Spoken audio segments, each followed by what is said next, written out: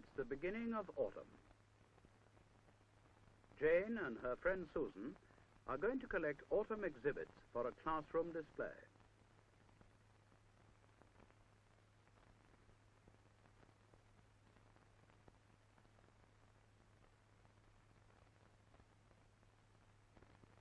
In September, the first signs of autumn begin to appear.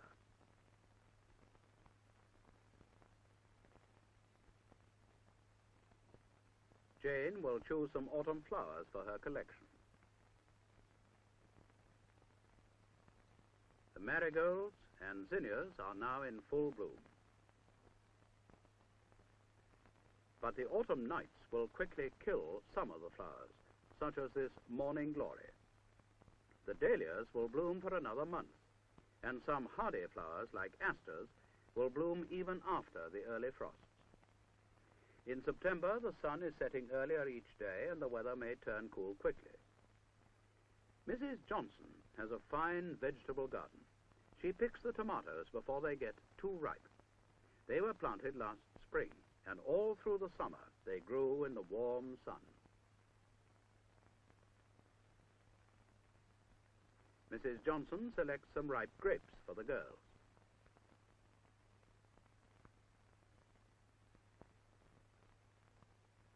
Grapes, too, should be picked before they get too soft, or before the birds eat them. The birds are feeding off the buckthorn and the mountain ash. Many trees are now heavy with fruit. These late apples will keep all the winter if properly stored. Today is the first of autumn. The sun has been shining on our part of the earth for 12 hours, and the night will be exactly as long as the day.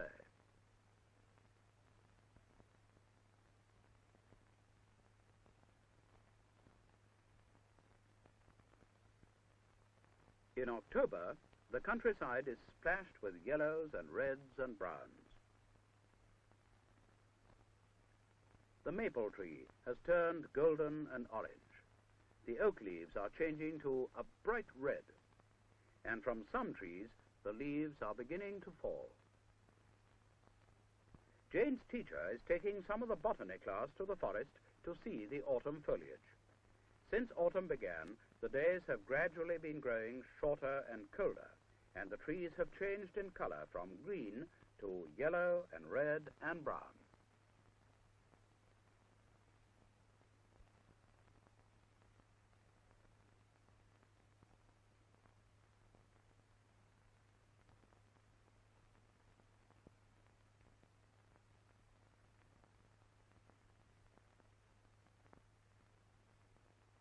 The class is now going exploring.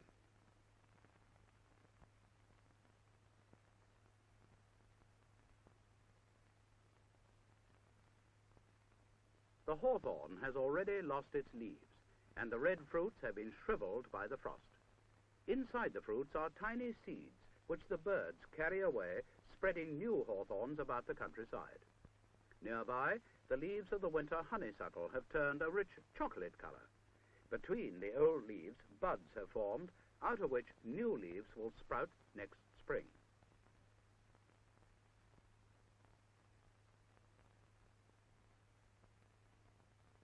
With each gust of wind, the trees shed more leaves and fruits and nuts fall to the ground. This is nature's way of replanting itself. Peter and Jane pick out some acorns for Jane's collection. Acorns are the seeds of oak trees. Many animals eat acorns. The squirrel stores many acorns for the winter. The weasel is digging a burrow under the leaves for his winter home. The color of his fur has already changed for winter. The raccoon is getting fatter each day. When he retires into his hole for the winter, he will have enough fat to keep him until the spring.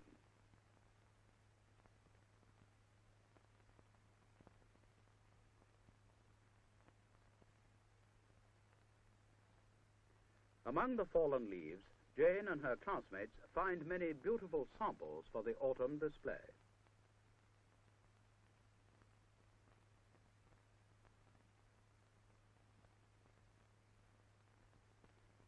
On the way home, they see the farmer gathering the harvest.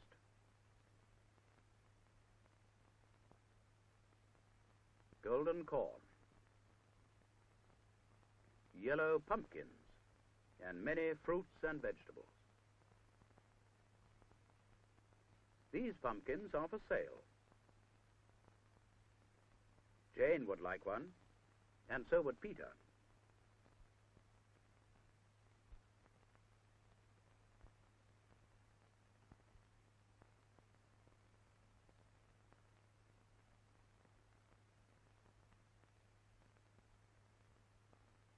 The children turn their pumpkins into lanterns for Halloween.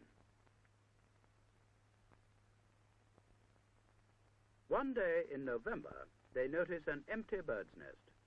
Many birds have already migrated. The last flock of geese is flying away. But some birds don't migrate. For them, Peter and Jane are setting up a bird feeder.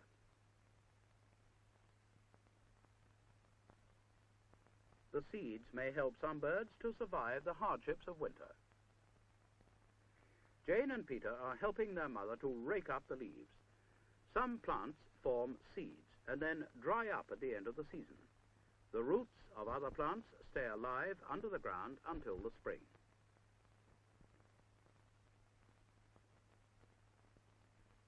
Notice how the asters and chrysanthemums have changed as a result of the heavy frosts. This is the same bed that you saw at the beginning of the film when Jane was picking flowers for her collection. How lifeless the blooms look now.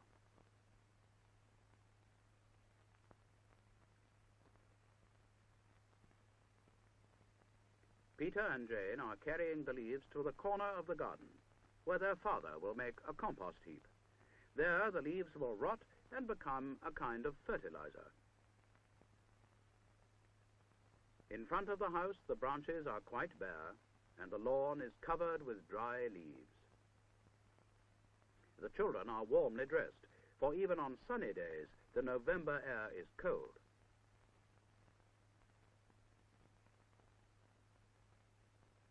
Peter's dog is growing a heavy coat of fur to keep him warm during the winter months.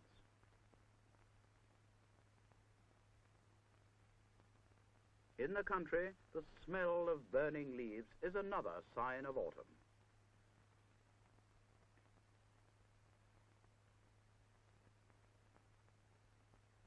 Mrs. Frank has bottled some tomatoes for the winter. Bottling is usually done in the autumn.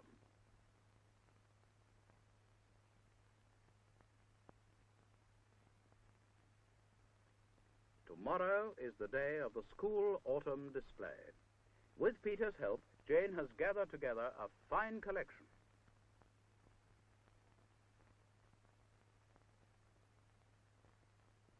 Although it is still only afternoon, it is getting quite dark. Peter therefore adds an electric bulb to the collection, as a reminder that in autumn the sun sets earlier every day.